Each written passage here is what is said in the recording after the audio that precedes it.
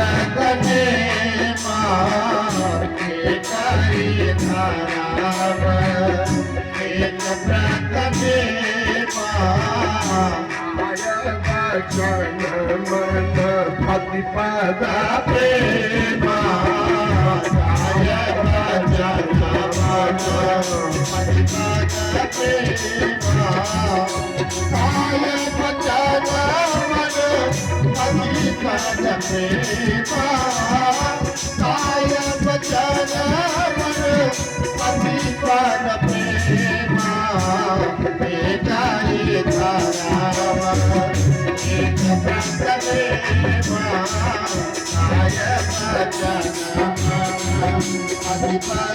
प्रेम इसलिए जैसा भी पति मिला हो आपके किए हुए कर्मों के परिणाम स्वरूप मिला है।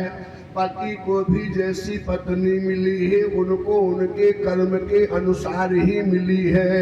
इसलिए दोनों को एक दूसरे में ही संतुष्ट रह करके भगवत आराधना में संलग्न रहना चाहिए।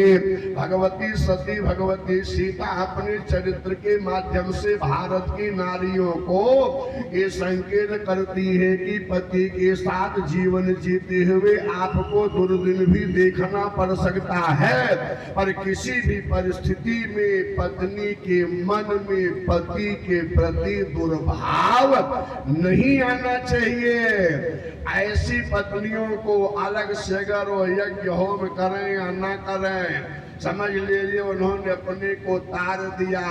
अब तो ऐसी ऐसी पत्नियां मिलती हैं, पति सामान लेकर शाम को फलहार का आया, पत्नी ने कहा कि ये क्या है, बोले जो व्रत रहती हो हरितालिका तीज का व्रत था, कहा हमने छोड़ दिया।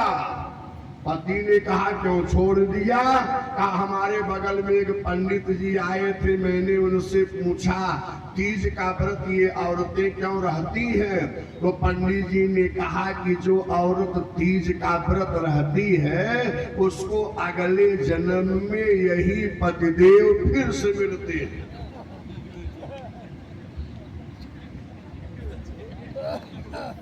तो उन्होंने कहा कि अगले जन्म में फिर यही मिलते हैं। तो हमने सोचा इस जन्म में तो डाह ही डाल रहे हो, अगले जन्म में आप से भेंट ना हो, इसलिए हमने व्रत ही छोड़ दिया।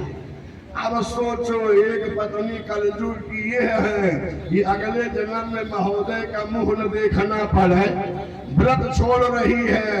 एक पत्नी भगवती सती है कि सती मारता हरिशन बारा मागा, सती मारता हरिशन बारा मागा, सती मारता हरिशन बारा मागा, जन्म जन्म शिवा पता अनुरागा, जन्म जन्म शिवा पता अनुरागा, जन्म जन्म शिवा पता अनुरागा।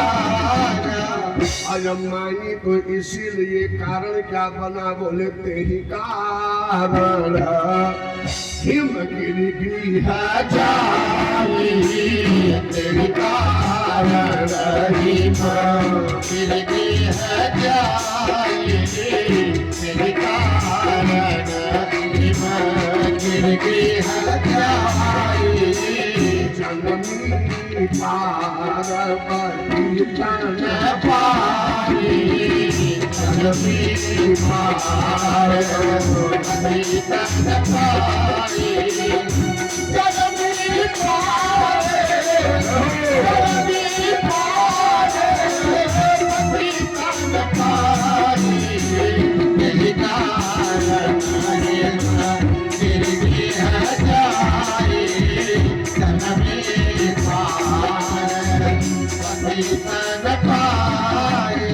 इसी कारण से अगले जन्म में हिमांचल के यहाँ मैना की पुत्री के रूप में पार्वती बनी। और याद रखना अब पार्वती की विकट तपस्या है कि पुनः पति भोले बाबा को पाने के लिए ऐसा तप की कि बाबा तुलसी को लिखना पड़ा, अस तप काहु न कीन भवानी, भयउ अनेक धीर मुनि ज्ञानी। इस धरती पर न जाने कितने धीर मुनि ऋषि ज्ञानी हुए, पर जैसा तप पार्वती ने किया ऐसा तप आज तक किसी ने किया नहीं। भोले बाबा को पाने के लिए अब इनकी तपस्या तुलसीदास जी बड़े विस्तार से लिखे हैं। इनको इधर तपस्या करने दो, अगले जन्म में पहुंच गई, लेकिन जब सती चली गई तो शंकर जी का क्या होगा? अब तो कैलाश पे अकेले ही रह गए और सती चली गई तो भोले बाबा क्या कर रहे हैं? कहा जब ते सती साई तना त्यागा, जब ते सती साई तना त्यागा, जब ते सती साई तना त्यागा,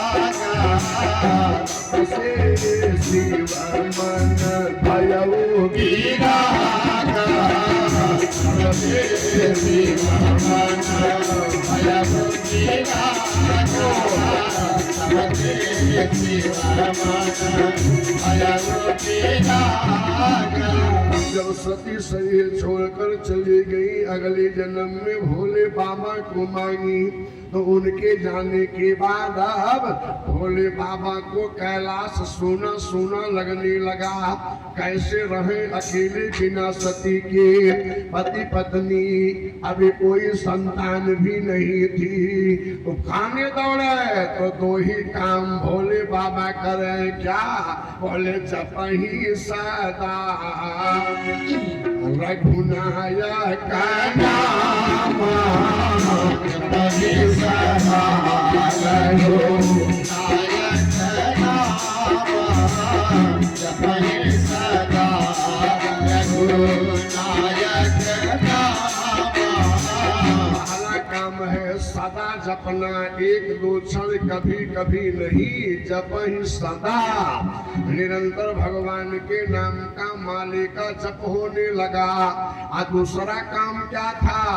ये जो आप लोग कर रहे हो, कहा जपहि सदा रघुनायक नाम, जपहि सदा रघुनायक नाम, जपहि सदा रघुनायक नाम।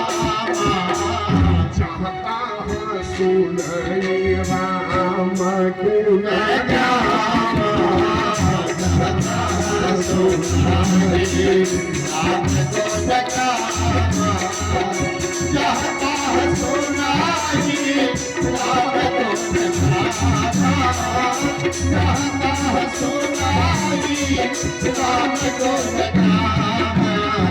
जपहि सदा रघुनायक नाम, चाहता है सुनाई राम गुण नाम।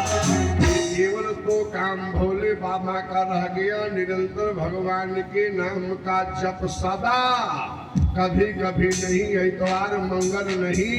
बोले जपहि सदा रघुनायक नाम,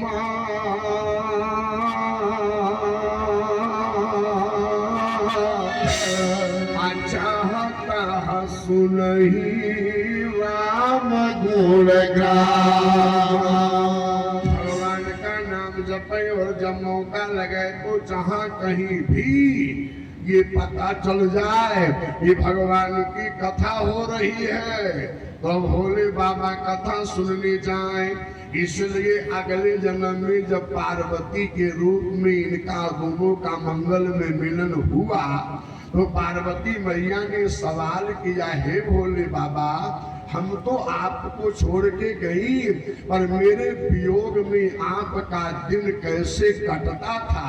कैसे आप मेरे विरह की ज्वाला को सहते थे, कैसे बिना मेरे आप अपने दुख को झेलते थे। तो भोले बाबा ने कहा पार्वती केवल एक काम मेरा था, क्या?